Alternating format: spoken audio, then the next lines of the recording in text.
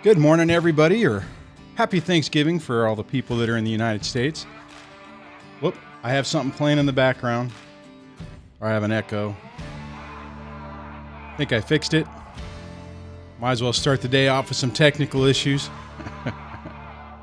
Let me turn that down a little bit. Hopefully you guys are doing outstanding. For you outside of the United States, today would be the United States Thanksgiving holiday. Let me try to move this around a little bit. So that means most people are off. Maybe you guys weren't expecting me to do a show. Sorry about yesterday. I woke up with a sinus headache, and that's kind of hard to concentrate whenever you're dealing with that. So let me just jump into everything as soon as I get everything back on track. So welcome to Break the Cycle with DSD. I am your host, Duane. I'm not a therapist, nor am I an attorney. I'm an individual like you who's developed some techniques that I used over the years to get my life back, get sanity back into my life, minimize the damage of a toxic person, and strengthen relationship with my kids.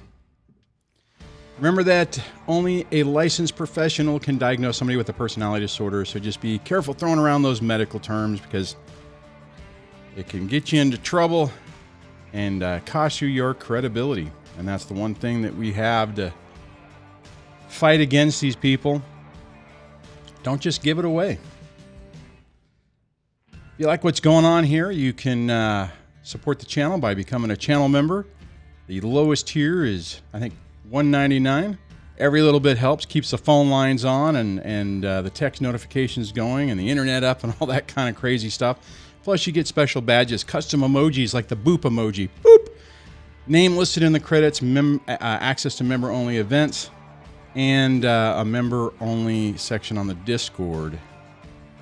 If you want to get text notifications when the show goes live, you can text DSDLIVE to 844-598-0012. I keep seeing more and more people sign up for that, so appreciate it. I'm glad, hopefully it's helpful for you guys. And finally, on phone numbers, the phone line will be open today. You can dial in and participate into the show at 1-424-373-5483, 1-424-DSD-LIVE. There's also a web interface. If you're outside the United States and you want to participate, just let's see if today we get not any of the weirdness that we get some the other day that we got. And on that covers all the things that I want to hit on the intro. I don't expect today to be a big show. I would imagine most people are either sleeping in because they have the day off, or maybe they are busy trying to get everything ready for their particular Thanksgiving. And, well, I guess everyone else outside the U.S. And Canada probably are just happen to go about their day, and that's okay too. So one of the things I was thinking about is just how, use today as a day to reflect on what we are thankful for. It is so easy to get wrapped up on what you're frustrated with, on what's happened, what you've lost, frustrated with your situation, that you can lose sight of the positive that's still in your life. And it's crazy, as I'm saying that, I can remember at the early parts of all this, it didn't feel like there was any positive. It felt like pretty much everything had been destroyed or taken away or slanted, or I'm not sure what, just whatever word. I tell you what, for the handful of people who are here, what's the one word that you would use to describe how you felt in your situation at the beginning? Well, as I'm waiting for that, then what I'll say is that as time went on, and I finally got to the point where I was just sick and tired of being, I was sick and tired of being sick and tired. I was tired of ruminating about the situation, trying to figure out what happened, going back and playing the stories in my head over and over again. And I just didn't want that to be the rest of my life. And then when I started to think about other things, you know, and started to pivot my focus, things started changing. All right, I'm seeing now things are catching up. So I see hopeless, desperate, chaos, betrayed, shell-shocked. Those are all, yeah. Actually, I think I can relate to all those. And I get that when you ask that question, or when I ask that question, it's you know, it's not just one word. I think I would use devastated. It was you know, I mean, it's just like your whole world is just vaporized in an instant, and you're trying to make sense of it.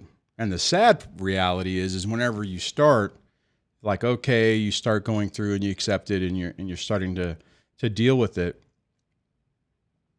When you're dealing with a toxic person, sorry about that. When you're dealing with a toxic person, they don't just stop, right? So it's like as you're starting to do your healing process, it's like you get this second whammy of things that just completely just derail anything. I remember when I was dealing with my situation, and I was like starting to grieve the relationship, and I was starting to go through that process.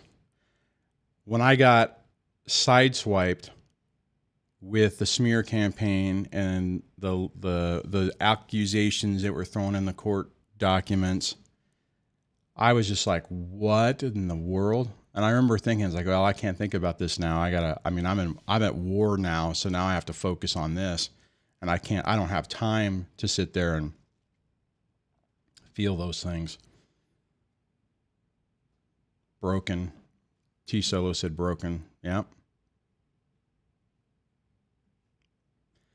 Anyways, it's a crazy thing. So here's what I was thinking we could do for the day, and this will just be an hour show. Moderator Deborah had asked me and said, "Hey, when are we doing this?"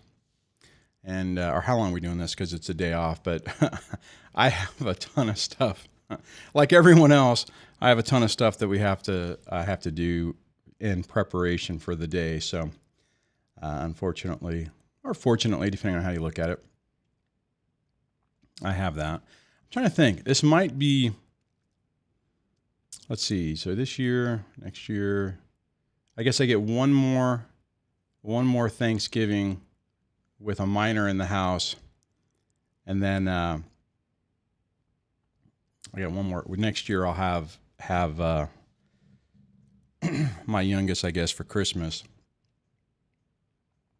So, all right, let me look through some more of the comments. Let's see. Oh, yeah. SM says, yes, every time I adjust, he throws a curveball.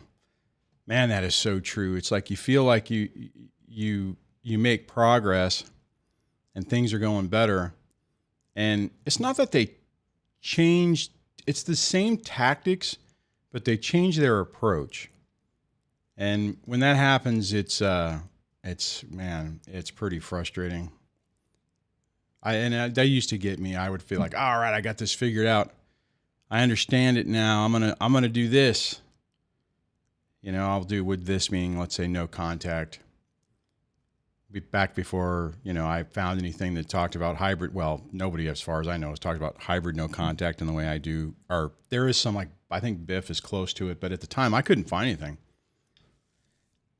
Everyone said, oh, if you're dealing with a toxic person, just go no contact. I'm like, all right, I'll do that. And then 2 months later, it's like, why are you not contacting me? Don't you care about the kids? We should be co-parenting. I'm like, oh, crap. You can't go no contact when you have kids. It's like, damn it. Darn the luck.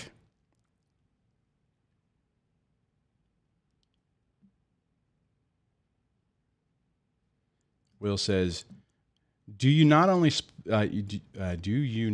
split time, but also split kids with the ex? I'm not entirely sure what you mean by that. My schedule now is week on, week off, but technically I only have one kid that is under 18. I have a 21-year-old who still goes back and forth. The 19-year-old stays with her mom, and very rarely I talk to her. She'll call me, or she has a problem, she'll call me. But which I'm, hey, it's as soon as once you're 18, it's your life. You get to choose what you want to do. And then my 15-year-old is now doing the week on, week off. So I guess technically, if you're saying split, yes, some of them are split.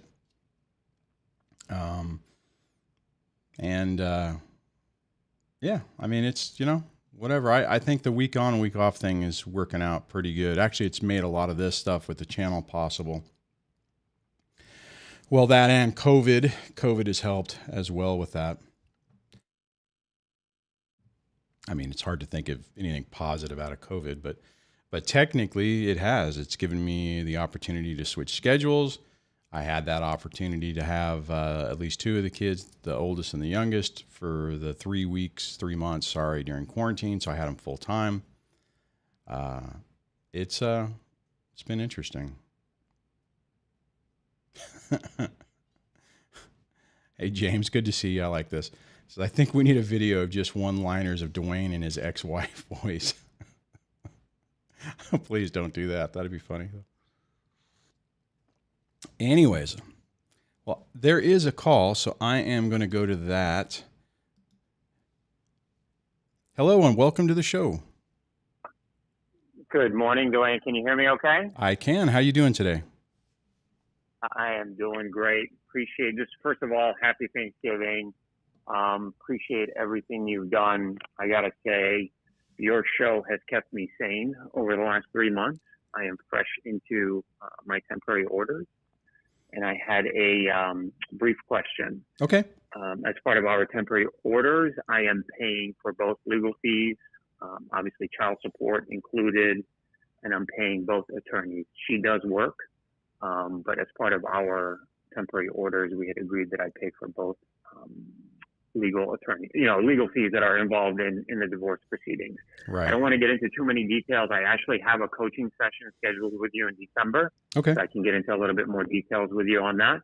But my question is, I've basically sent her some of the bills and indicated that I'd like to pull some money out of the savings account, and she is refusing.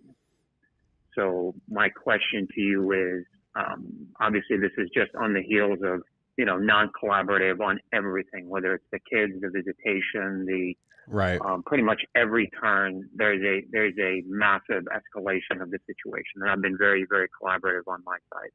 My question to you, I mean, I'm in a community state, non-California community state. And pretty much stuck with this situation right now where my credit is just going to get destroyed because I'm not going to be able to make any of the payments. What are your thoughts? What should I do?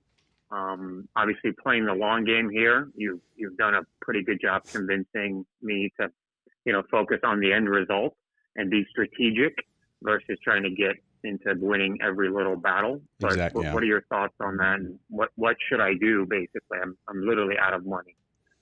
In terms of cash, but I have a savings account that, as part of the temporary orders, it was clearly stated to not spend any of the money out of those funds. Basically, I would double check. What are your thoughts on that? I would double check with your attorney on that to make sure, because I know whenever I was asking about that, the attorney's like, "Oh, well, you can use anything to pay for the attorney fees and stuff." So you might have some flexibility. You may not. I mean, because technically, as soon as you file, everything is frozen. So, I mean, it's like one of those things where it's like, okay, well, how in the hell are you supposed to do anything whenever you don't have access to it? Now, I'm not going to, well, maybe I'll talk about that after, but okay. So here's the reality, right? So you check to see if you can do that. Check to find out what the risk is to say, okay, look, I'm supposed to pay this stuff. I fully intended to pay it out of the savings account, but now she's saying no. Now, realistically, unless you are going to have to spend 100% of what's in the savings account to do that, let's say hypothetically, just hypothetically, let's say you have $100,000 in your savings account and you need to 10 to spend whatever. What could potentially happen since you were ordered to pay, or you agreed to pay the attorney fees? You could say, okay, well, of the 100, 10 was spent on attorney's fees, which, still 50 of it belongs to her. So that means, you're cutting into your half, right? You're taking it out of whatever would be your half. Now, the reality is that number's probably I could be wrong, but I doubt it's $100,000. And you're probably looking at having to take, 50 to 70 to 80% of what's in there to probably pay the attorneys. Am I right on that? It's about, I've already spent over 150. It's just been crazy destruction, right? Financial destruction, top, everything from, the protective order, the TRO, being able to see my kids, paying everything right now, marital residence, child support. No, they try to destroy you. Yeah. Oh, it's absolute destruction. And now it's, okay, everything else failed. Let's go ahead and ruin his credit so he can never be able to survive after this and buy a house or do anything after that. Well, let me just stop. Financial destruction. It is, but when you said forever, that's not true, right? If you're going to be hit through this, but there is light at the end of the tunnel, it's just going to take time. It's going to take a while. And if you end up having to go bankrupt, obviously that's going to affect things, but it's not the end of the world. Now, I know where you're at, because whenever I went through this, you go through it and you're like, hey, I got good credit. I got a little bit of money. I got my retirement savings. I got all the stuff that you're supposed to do as a good, functioning adult, and everything gets erased. And then there was a period of time where I couldn't even get a freaking credit card to buy tires, right? Every time I would apply for credit, it's like, nope, you are too much of a risk. We're not, not going to get there. But it's like, I can't even buy clothes for my kids, even though I'm paying child support, and I get berated for not sending back the clothes after the exchanges. Yeah, it's just, you're just going to basically like brace for impact. You need to get on the permanent orders, get that court. See, here's the problem with paying attorney's fees. Now, none of the pain is being felt by your ex.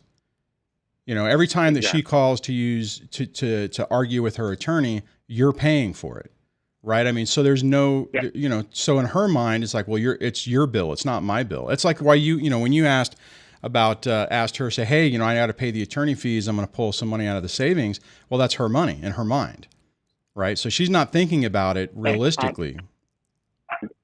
I'm getting copies of her attorney, statements, and she's calling 4 to 5 times a day. Oh, of course. And you probably aren't, because you're like, holy crap, every time they answer the phone, it's they probably bill in 10-minute increments. You call, and if you're on the phone for 2 minutes, they charge you 10 minutes of a full hour. It's probably at least $100, if not $300 an hour. It's insane. So, and if she's calling the attorney and using it as her therapy, well, now you're the one stuck paying the $300 an hour for the call. Now, but you can't necessarily change that now. You've kind of already committed to that, and I get it, because we start this thing thinking, okay, you know what? We were married for however long. We have a life. We did care about each other, so we're not, we're obviously not trying to destroy each other. And then you agree to things trying to be amenable, and you don't realize that you're basically just giving someone, the bullets to load in the gun to shoot at you, unfortunately. So here's the thing. Okay, so you're in a crappy situation. The reality is, and I can see it in the comments right now, sorry about that, is a lot of people can relate to it. I can relate to it. Obviously everyone has different nuances and specifics, but the reality is that, you'll get through this. This isn't going to go down the way you would have thought in the beginning of this, and it's going to be incredibly painful. And your ex is probably going to try to do everything to destroy any chance of any type of cooperative relationship ever, just because that's what they tend to do. It's like, it's in their mind, it's like, well, if I crush him or I squeeze him so hard that he gives me everything, well, once it's over, it'll all just be bygones. It's like, okay, all right, so I ruined you, but we're now done, so there's no reason to be mad anymore. And the reality is you are going to go through an anger stage because you have lost so much. I mean, if you're already over, I think you said 100 in attorney's fees and all this stuff already. I mean, you've been, you've been taken to the cleaners financially, and you're going to have all those emotions. It's like, oh my God, all this money that could have been the college fund for the kids. It could have been, I mean, we could have not done all this, just did 50-50, been amenable about it. Each one of us could have walked away with a good nest egg to start trying to restart your life. And it's all been destroyed. For what? For nothing, right? Just for them to try to win everything they can from you. So the reality is, just take a deep breath on it. Look for different ways. I mean, one of the things somebody had popped up has said, well, maybe you need to go back to court to say, hey, you need to have access to the savings account to spend it. My guess would be you probably, if you talk to your attorney, and if there's, we'll go back to the analogy of 100. If he, if it's like, okay, it's 100,000, it's a 50-50 state. So she gets 50, you get 50. Well, if you need to spend part of your 50 to pay your bills, which are her bills also, my guess is they'll probably say that you can do that. Now, your ex doesn't want you to do that because she wants to crush you, and she wants you to run out of money, and she wants you to not have attorney, your attorney and all that stuff. It's all part of that game. Just, I guess the main thing is just, like I said, take a deep breath.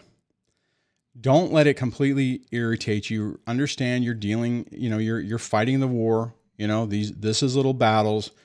This is unfortunately, you've made some strategic decisions to try to be amenable, to try to thinking. I'm sure you did what I did. You made decisions to try to say, okay, look, honey, look, pumpkin, I'm not trying to destroy you. I'm not trying to screw with you. I'm trying to set you up for success. Yeah. Hopefully you will see that and you will stop. The problem is, a normal person will see that and will calm the F down. A toxic person doesn't care. It's like, okay, you're erased. I want everything that I can possibly get, and I don't care how it affects anyone else. And that's what you're dealing with now. And I mean, don't beat yourself up on that, because we don't really know until we stick our toe in the water and, the piranhas eat our toe off. I mean, it's like, you don't know, right? And the problem is if you would have started this being, okay, you're going to be, Satan, and I need to approach it that way. Well, then the thing would have, the answer, not the answer, but what everyone would have said, and what the feeling you would have had in the back of your head is, oh my God, I created this shit show because I was being such, because I was trying to protect myself and being paranoid. I caused her to have to be, more evil or whatever. But I don't know, man. I mean, the reality is you're doing the best, you're doing the best you can. And now you just have to adapt and overcome it. Right. It's the vindictive nature of it that's just mind-boggling. It is. Right. We started off with a complete protective order. Can't see my kids for 20 days. Then from there, everything got dropped. I'm able to get into a possession visitation order. I just spent 5 days with them, Good. My kids. But on every turn, it's completely non-collaborative. Yep. And then to the outside world, it is, oh, I'm a saint and he's a bad guy. Yeah. And he's spending money on attorneys from a divorce that he brought on to us. Oh, of course. He destroyed the family. Of course, man. No matter what you do, you lose. And no, it doesn't matter. Right. I mean, and no one's here. And here's the thing. And I don't know if you've seen, I'll try to pull this up real quick. I've watched I've binge watched your shows 3 to 4 times a day. I would, well, thanks for the support. I would let me try that again. I would re-watch. The only thing I wish that I watched earlier was the Remain Calm. Yeah. One of your very early videos. I think you were in your bedroom and you did it. I just wish I did that. I made a couple mistakes, and then now I have it bookmarked and I watch it first thing in the morning every day. Awesome. Yeah. And I would say hit the absolute thinking and the black hole thinking videos again. I mean, and it's tough, right? I mean, because the thing is that, we don't go into this thinking that we married Satan. We see, even at the end of this, we still see the glimpse of that false person that we met years ago. So in our own mind, it's like, how can this person, I'm sure this is what you think, how can this person that I loved, that I would have died for, that I would sacrifice anything for, now thinks, I mean, would cut my throat if they needed some lubricant for something and my blood was available, they would just like, oh, I'll just cut his throat. And it's like, it's so hard to fathom that somebody could do that. Because the question is how could anyone who really cared about you ever do that? And the reality is that a person who is narcissistic and probably has a personality disorder, it was never real. The first part of the relationship was all a manipulation to get you sucked in. So anyways. Anyway, thanks for the feedback. And I really look forward to, I have a coaching session with you in December. So look forward to. Yeah. Then we can go into more detail and we don't have to talk in arbitrary things. And then you'll talk more instead of me. All right, man. Well, take care. And I appreciate that. Thanks, Duane. Thanks for what you're doing. You know, oh man, guys, it's a tough one because you go through, how am I trying to say this? I did similar things, right? I tried to do everything to make this as easy for the ex as possible. I didn't transfer service. I got my name and my social off the different accounts for the electricity and the phone and everything. I was doing everything to try to make it to where it would be as easy for her as possible. And the reality is exactly what this caller was just discussing. It doesn't matter, right? There was never a point where it was like, oh, wow, I really appreciate how you've done this and how you're trying to be, make this as easy on everyone as possible. Thank you so much for that. Thank you for taking care of me for 2 decades, providing me the opportunity to be a stay-at-home mom and all that stuff. No, it was constantly just everything she could jab me in the eye on. She would jab me in the eye on, try to do the normal, silver bullet thing. Thank God she didn't do it to the level that some of you guys have to deal with, but still, it was still devastating. When I read that on paper, I'm like, what? She's saying I did what? It was just like, what the hell? And my reaction on it was every time something would happen, I'm like, well, let's ramp this up. I was like, okay, you do this is a consequence for it. And in a lot of ways that does help, right? Because if you just give them full reign to do whatever, they won't stop. Pick your battles, right? Don't fight everything, because you really need every battle that you pick to be a strategic and painful win. Now, the problem is that for most people on the opposite side of this, you are getting hit with painful defeats over and over and over again. And the trap is it's so easy to say, okay, well, this battle I can win. I need a victory. I need a win on the table. And that is also a trap because you can get into the mode where you're responding or reacting, I guess, to whatever they're doing, just trying to get a little bit of a victory. And oftentimes it makes things worse. Let's see here. Alan says, why do you think your middle child hasn't chosen to stay with you? Manipulation from your ex-wife. My kids are possibly interested in moving back with mom to my ex's home state 10 hours away. I don't know. I think part of it could be taxes because that last year I told my middle daughter, I'm like, hey, I'm claiming you. It's like for the whole year, I'm claiming you on taxes.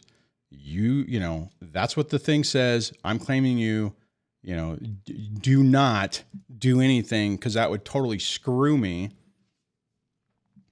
So when it came down at the end of the year, and you guys who have been on the channel for a while remember when I talked about this, where the ex basically was like, "Oh, hi, I'm gonna claim, middle child," and I'm like, "Well, I already," and you guys know. I mean, basically, what happens is I call. I'm like, "Oh, all right, if you want to do that, that's great. Here's the deal. That part of that whole deal was lowering child support and lowering the number when you started working and everything. So, I can undo it and get you that write off. However, it's probably going to cost you about $600 a month in child support, or 3 to 6. I can't remember what it was. It's like, if you're ready to do that, I'll sign it right now. I'll let you have the tax credit." Amazingly, I never received an email on that. But what has happened is now my middle daughter stays over there. So my gut feeling is it's probably a little bit of manipulation. It's probably a little bit of, well, if I spent 1,000% of my time over at mommy's, then, obviously it's, she gets to claim her. It's probably a little bit of the, well, I get the other 2 kids, so, mommy can't be alone, that type of thing. So I suppose if everybody was still on the dole, so to speak, and there was a cost hit for it, then I might be a little bit more worried about it. I mean, not to make it about money, but the reality is money is a big deal. If the kids would have somehow all decided, or if custody would have changed after 50-50 and it went back to 80-20 or 90-10 or, whatever, I would have been financially ruined. I wouldn't have been able to afford this house. I wouldn't have been able to afford my bills. I would have been screwed, so I would have been basically giving the ex all the monies, and I would have had to do something different. I mean, I guess now, I won't go into details, but there's some things I could have done, but nothing would have been, it wouldn't have been fun, so to speak. So hopefully, Alan, that answered your question. Let me see. Okay. So I did both of those. I'm looking at what moderator Debbie has highlighted for me. I do have a couple of calls, so I'm going to go to the next one. So I'm going to go to line 2. Hello and welcome to the show. Hey, good morning, Duane. How are you? I'm good. How are you doing today? Oh, I'm doing okay, buddy. Hey, just heart goes out to the last caller. But also, I just want to give you an update. You asked, we talked not too long ago, but you also called me to call you back and update you guys. So, if you remember my conversation with us last time, it was a parenting plan that I thought was not appropriate, and it was kind of a tough call. But I did talk to my lawyer, and I also got cross-reference with another lawyer. The judge made a ruling, but I haven't signed the judgment yet. And if you remember my conversation, I have a 2-year-old son that I've been fighting for, and I wasn't too pleased with the judgment. It's just what I have against me is just my son's age. Yeah.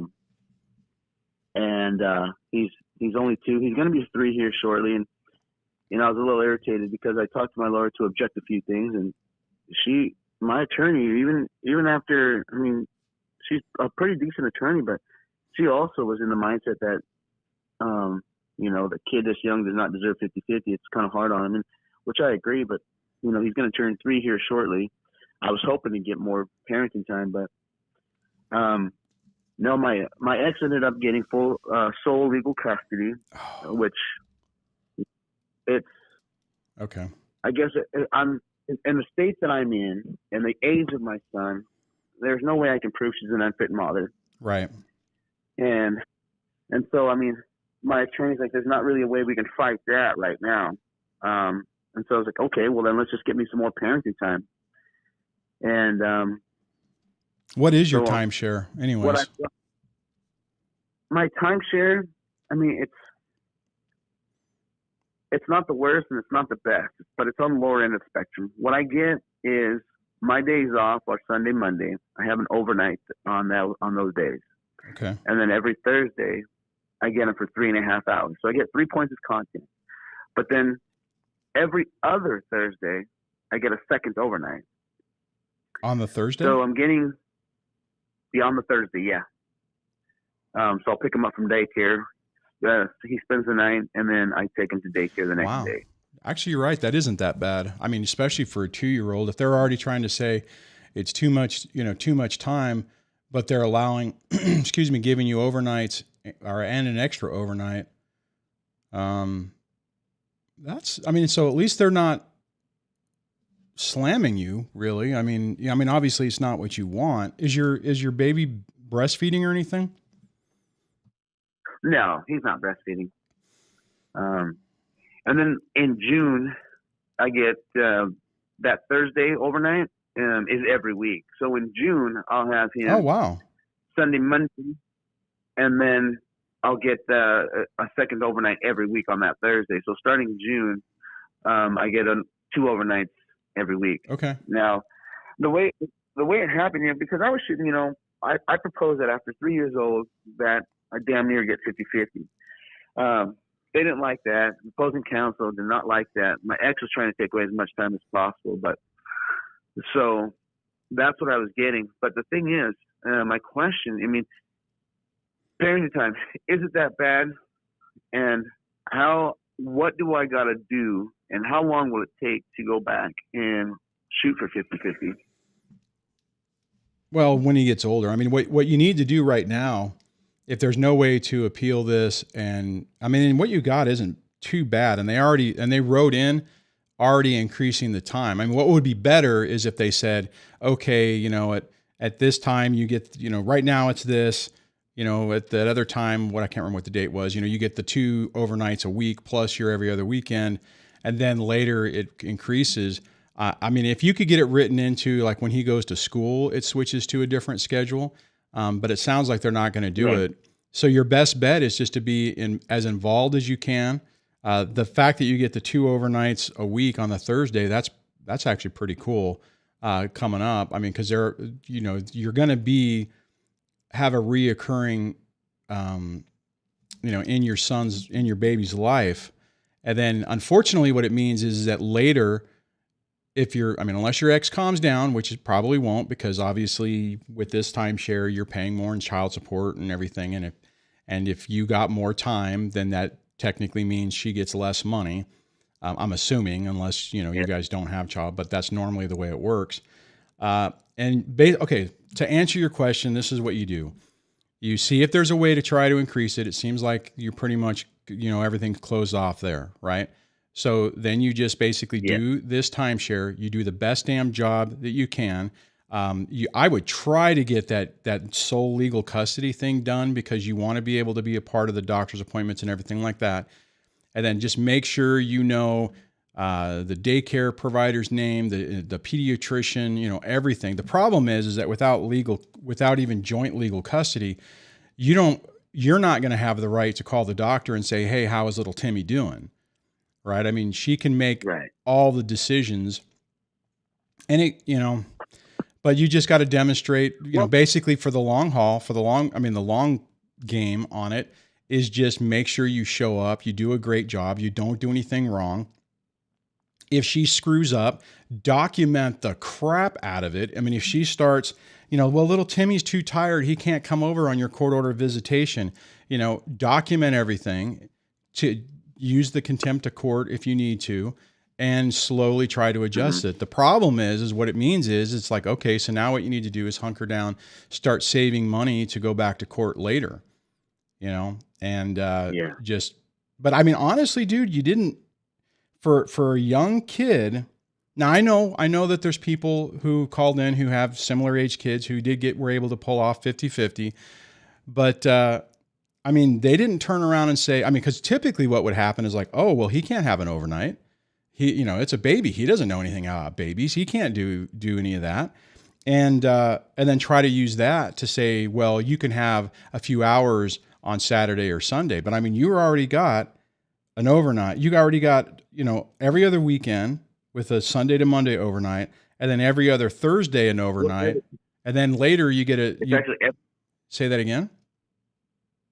So it's actually every week. Every week I get him Sunday, Monday overnight. Really? Every week? Every week I get one overnight guaranteed. Wow. And then a second overnight every. Okay. Then you actually, I mean, honest, I mean, I know it's not what you wanted, but I mean, you do see the victory in that, right?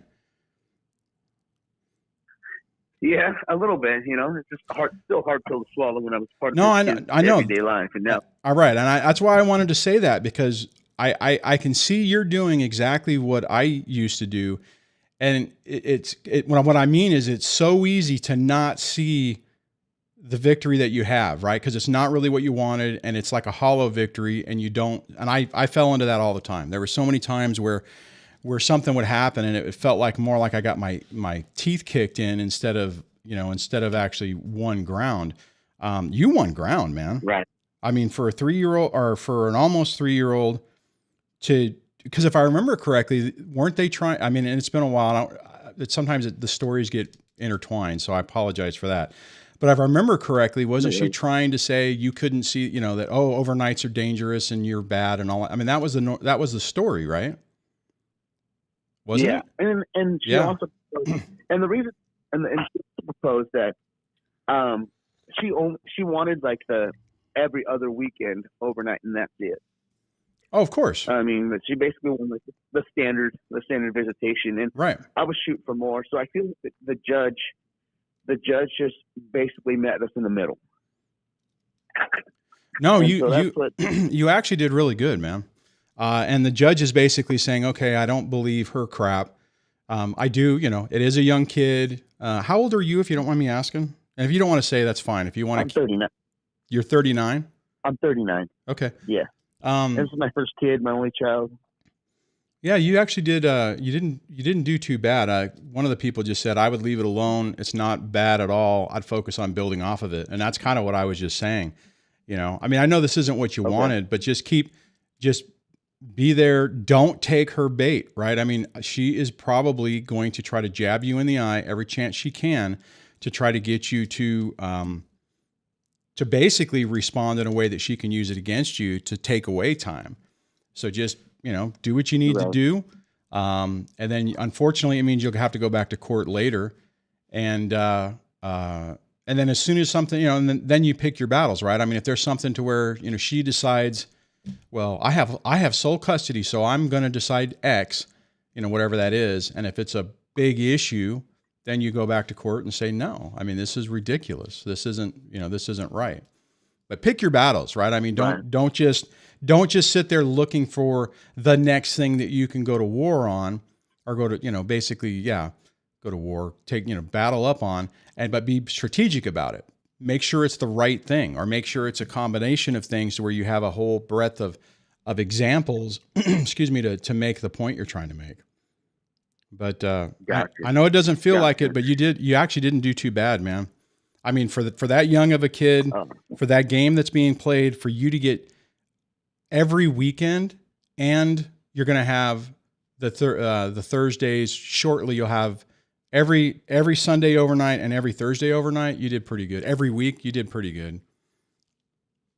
Gotcha. I just felt swindled. The whole sole custody thing, because they gave her all the custody.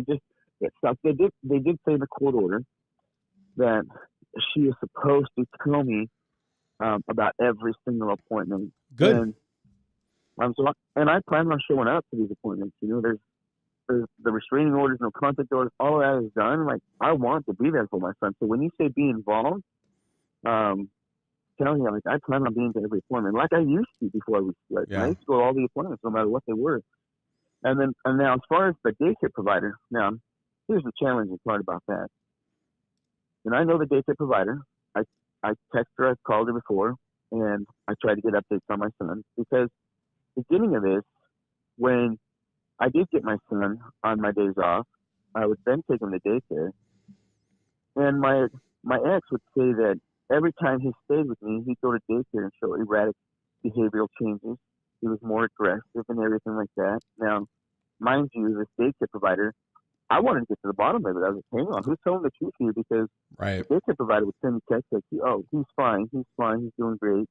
But then my ex would say she got reports saying that he's very aggressive and out of tune than his normal self. And I'm like, well, no, let's figure this out. So, I mean, my ex has this dick like wrapped around her finger. So there's been times where I'll text or I'll call, no response. Yeah. And then every now and then she will give me an update. Sounds like a positive update, but my ex was saying that same day she got a well, totally dude, what different you story. need to do is quite, if they're giving you, if you're getting conflicting reports from the daycare provider, you need to annotate all that and use that, later going on back into court as evidence, saying, look, I don't know what you're talking about, but I got these reports on the same day saying everything's fine. So what's going on? And, right. Obviously that turns into, it complicates things, but that's what you just have to systematically derail their narrative. And unfortunately, the problem is most of the time we don't think about it. Most of the time they say, oh, I got this piece of paper that says, says little Johnny was erratic and it only happens on daddy's days. And you're like, what? Yeah. And then it's like, well, you don't have anything. It's like, then you don't have anything to say, well, no, I got all the reports saying that's not true. What are you talking about? I talk to him every time I talk to him. I say, hey, how did it go? It was fine. It was fine. Little Johnny or little Timmy was great. Little Timmy was great. Little Timmy. That's the type of stuff you have to have. And you have to have an attorney that'll say, no, excuse me. Hold on a second. We have, what are you talking about? We have this whole diary or this whole log showing that that's not true. So, where's this coming from? Because, my client doesn't have that type of thing. And the problem is we shouldn't have to fight this way. And you get paranoid doing that, but you have to, right? Because that's the type of crap that these people are going to do. And that's what I would do. I would just, like when you drop them off at daycare, at the end of the day, call in and just say, hey, just calling to see how little Timmy did. Oh, little Timmy was great. He made cookies. And you go, little Timmy was great. He made cookies. I talked to Susie. Make sure you get the damn name. And just create a log. Right. And I would say is, if they say little Timmy was having a rough day, write that down and maybe even potentially, I just think about this, don't necessarily do this, but, an option or strategic option would be to then email the ex saying, hey, psycho, I'm sorry, don't say it that way. Hey, pumpkin. Just to let you know, I talked to Christy at the daycare and she said that little Timmy was having a rough day today. Hopefully he's okay. Let me know. Right. So then you have that trail to show that you're actively involved. Dude, the bottom line is You're in this for the long haul, right? You got almost 3-year-old. You're in this for the next 16 years and, you're at the beginning and which is sometimes that's good because now you get to lay the groundwork. And with your child being this young, you have an opportunity to make some mistakes that you're not going to have to be spending months or years trying to undo.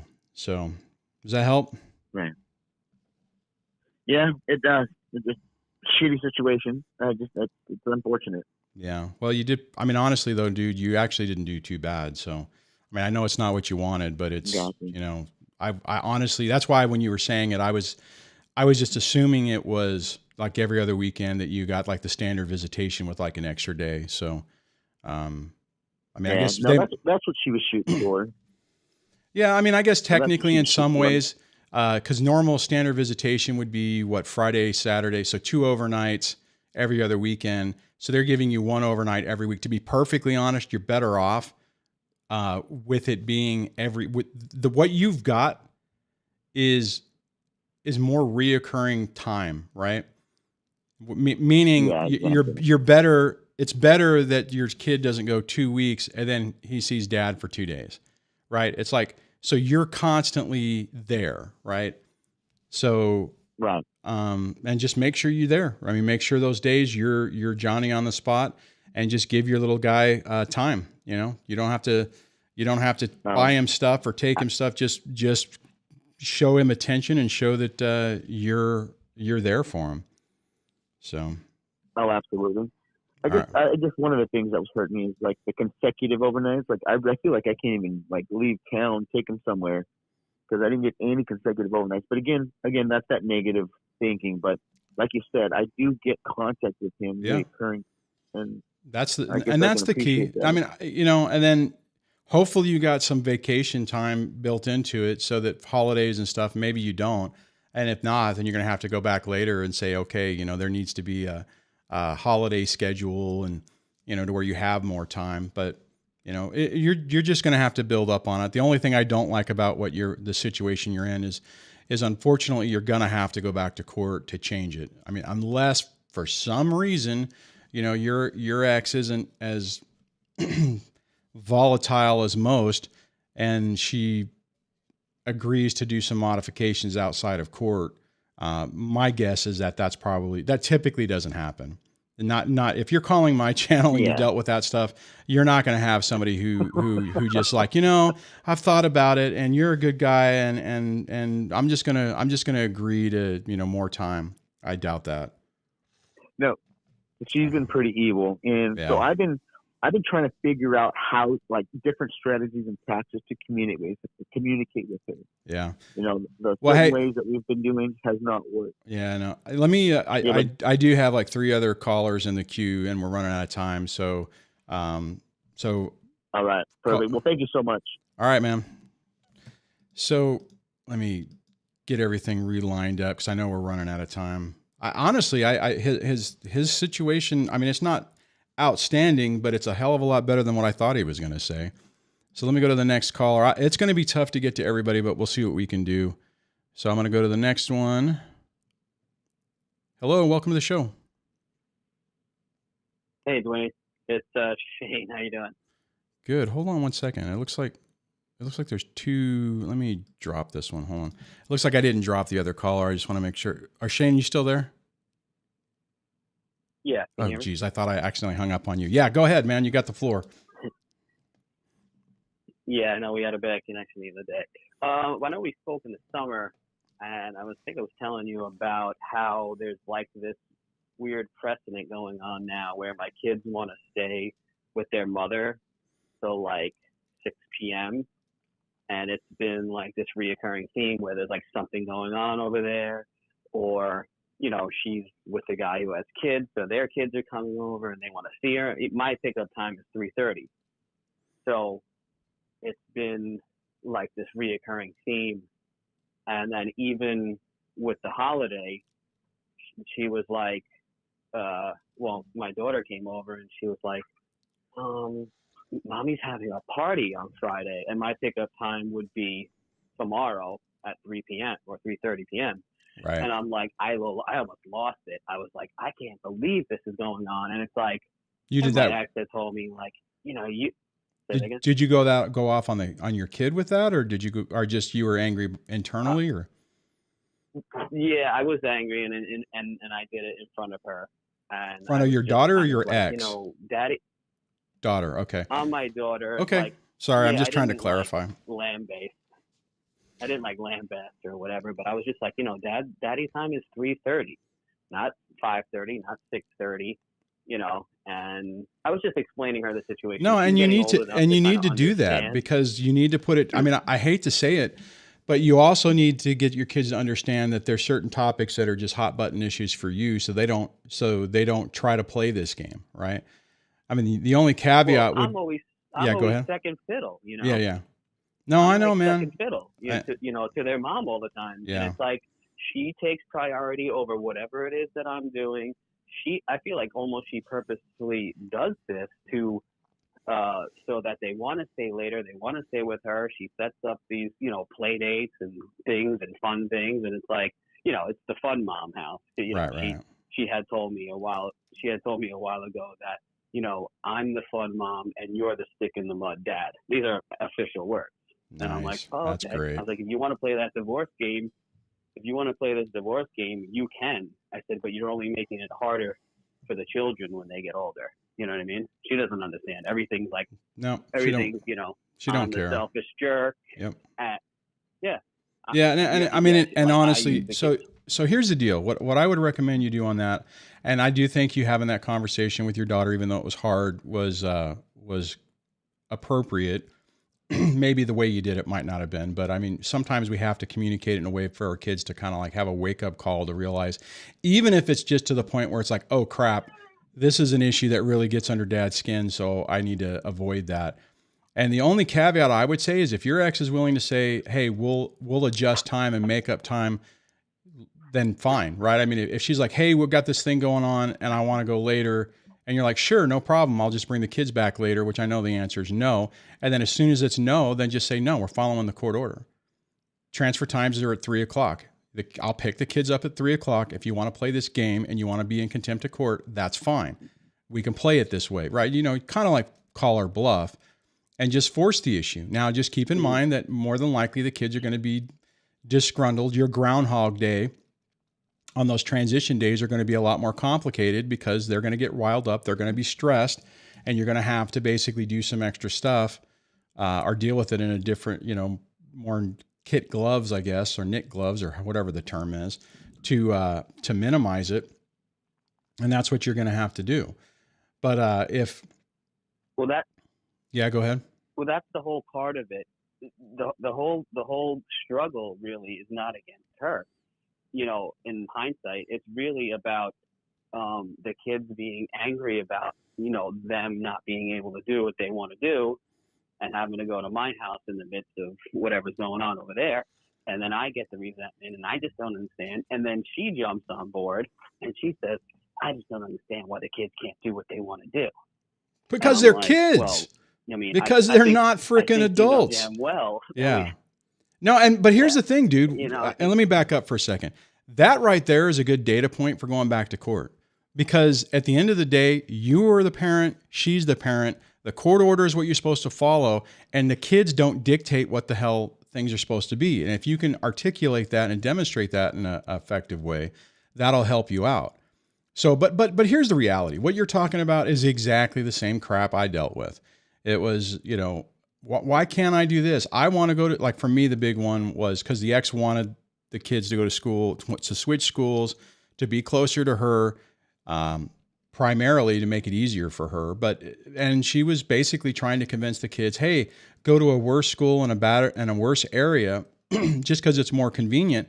And I constantly would deal with that. I would deal with, I want to be homeschooled. I want to go to this school. Why can't I go to school with my friends? And I'm thinking, oh, Jesus, are you kidding me? You know, I mean, it's like you got a higher rated school with it's a whole totally different bubble that'll help our kids, you know, in their future, or we can do what's easy for her, not for me. And they don't care, man. So just I would just get to the point and it sounds like you're at it now, to where you just say, hey, follow the court order. Nope, not playing this game. The court order says 3 p.m. I'm picking them up at 3 p.m. This isn't happening. So. Well, just quickly, my daughter said to me that she wanted to actually sleep over there. You know, so it's actually become not so much for my son, but for my daughter, it's become she wants to sleep over there on some nights that are mine, and I'm like, oh hell no. Yep. You know. No, just what and what you need to do on that, man, is you need to just be that it needs to be that. It needs to be we'll think about it. It needs to be a definitive hell no, it's not happening. We're not having this. I hate to say it, but otherwise your kid is going to continually try to weasel away to say, well, can I do this? Can I do that? What about this? What about that? You know, death by 1,000 paper cuts. Oh. You're going to have to nip that in the bud now. Oh, I had to pick her up with the tears, and she literally wouldn't speak to me for a good 25 minutes. You know? Oh yeah. Oh, only 25 minutes? That's not so. Well, hold on a second. Let me ask you this. After the 25 minutes, did things get better? How long? It took her a little while to warm back up. How long's a little while? You know, how long? I would say within the hour. Oh, dude, you're fine then. When we got back home. Yeah, you're fine. Then just keep doing that. I just kind of sat there and I explained to her. I said, listen, this is not because Daddy's trying to be mean. Right. I just said, listen, you know, I have my time with you, and I want you here because I love you, and I need you here with me. You know what I mean? Yeah. And you have your time with your mom, and it's split down the middle. Right. And still, I don't think kids, they don't quite understand what a court, what we went through. No, the I court know. of law and But things the signed flip off on side the to it judge. is you're They also don't get it. demonstrating now, as long as you're making sure it's not like you're treating her like a possession, but you're using it like you just said. It's like, hey, look, our time together is really important too. And if I remember correctly, your schedule is not even, I don't think. Is it? Are you 50-50? No, it's 50-50. Yeah. Yep. Yeah, I mean, Yep. but even still, it's like, hey, this is the time thing. Your mom, when you guys are together, you guys can do all that stuff there. But anyways, we're actually running out of time. Yeah. So Yeah. Yeah, I know. I'm just gonna have to get tough with the whole situation, and no, but here, I'm gonna have to hey, say no, and I'm gonna have to deal with the aftermath, I guess. right, and let me just What else excuse can I me. do? No, and you're doing fine. All right, thanks for calling, man. What I do want to say on this, just to finalize or just to add into this, the key thing, and I don't know if you guys heard this when I was asking, is like, okay, well, how long does it take for the aftermath? And if within an hour things have gotten back to normal, he's doing it right. If he was saying that the entire time or for the next 4 days it was a disaster, and I've gone through those situations where I would have those rough moments, and then it would take days for things to get back. And then I started modifying it. That's where that whole Groundhog Day effect video came from, where I modified how I interacted with the kids when they first came over, and pretty much everything would by the next day, everything would be fine. Now I'm at the point, or now it's kind of, I'm way into it, but let's say a few years ago, it got to the point where they could be at their mom's for like Christmas break. And then the day that they walk in, it was like they hadn't left. It was like, there was no, there was none of it. So, Shane, you're doing it right, man. And, I know it sucks. I know it's tough. The only thing, or the one benefit you have probably that like I didn't have, is you have other people like this on this channel and the different people in the comments who are validating that you're on the right track, because I didn't know. I mean, I was grasping at straws, trying to figure things out and just hoping to God that it would actually work out. And on that, I know a lot of people, including myself, have a lot to do for Thanksgiving. So I am not going to run this much longer. I know we're a few minutes over, but I started a few minutes late. So, but on that, thank you guys for hanging out with me. I appreciate it. I appreciate the callers. It was pretty good discussions. And on that, hopefully you have an outstanding rest of your day. If you're in the United States, don't eat too much. Don't make yourself sick. Maybe I'm trying to say it to myself. I'm not entirely sure.